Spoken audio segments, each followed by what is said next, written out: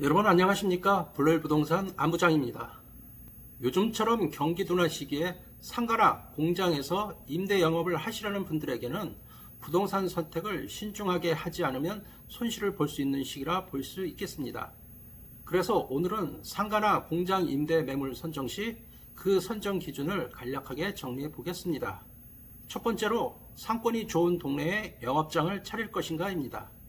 명동이나 홍대처럼 이름만 대면 알만한 상권 좋은 동네에서 영업을 한다면 나름의 영업이익이 보장될 수 있는 가능성이 있으나 경제 상황이나 상권의 변동, 유행에 민감하기에 그 시기를 잘 판단할 필요성이 있겠습니다.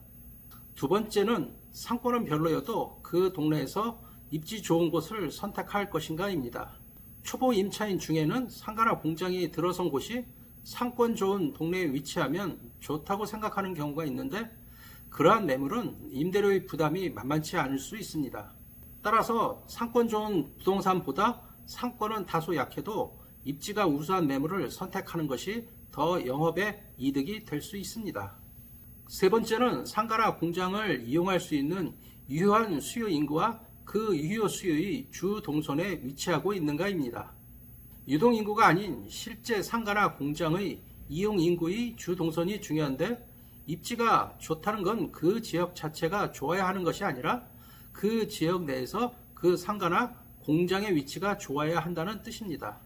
상권 좋은 곳만 찾다가 입지 좋은 곳을 놓치는 경우도 있기 때문입니다. 네 번째는 유효 수요의 주 동선이 흐르는 입지가 아닌 곳이어야 할 것입니다.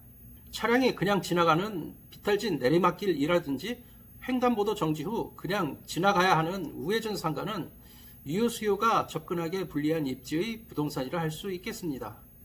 다섯 번째는 해당 부동산 주변에 대형 건물, 주거지, 지하철이 있다면 지하철을 통해서 그 대형 건물 이용객과 거주민을 대상으로 유효 수요를 잡는 것이 좋습니다. 장사 잘 되는 업체라면 입지를 무시할 수도 있지만 주요 관통 도로가 지나지 않는 자리의 안쪽 상가는 대체로 장사가 잘 안 되는 편이기 때문입니다. 여섯 번째는 가시성과 접근성이 뛰어나야 합니다. 아파트는 동일한 입지 내의 유사한 면적이라면 가격의 차이가 크게 벌어지지 않지만 상가나 공장의 경우는 다르게 보기 때문입니다.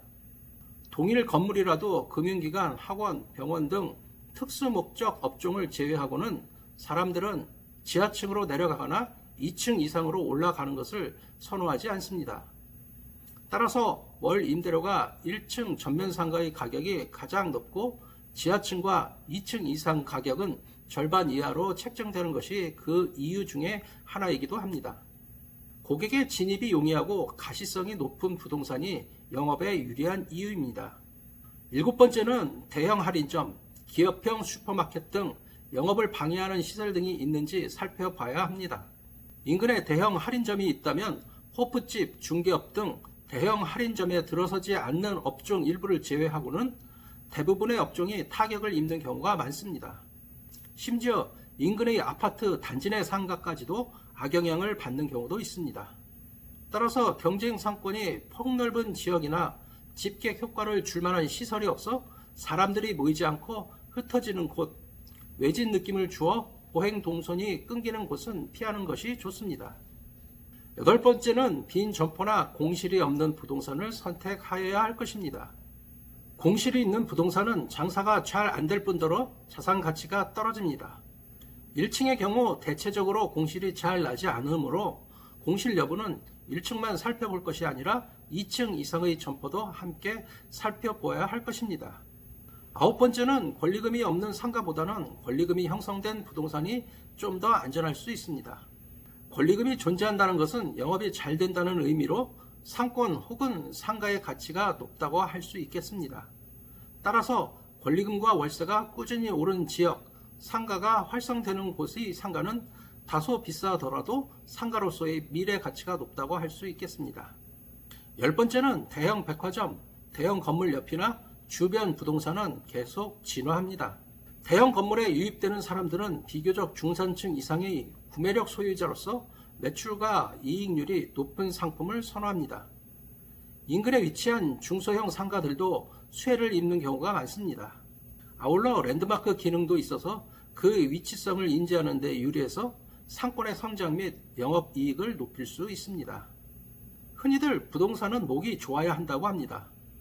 목이 좋아야 사람들이 모여들고 매출도 쑥쑥 오르기 마련입니다. 배후 인구는 물론이고 유동인구가 넘쳐나 수익성이 보장되는 부동산이 바로 목이 좋은 부동산이라 할 수 있겠습니다.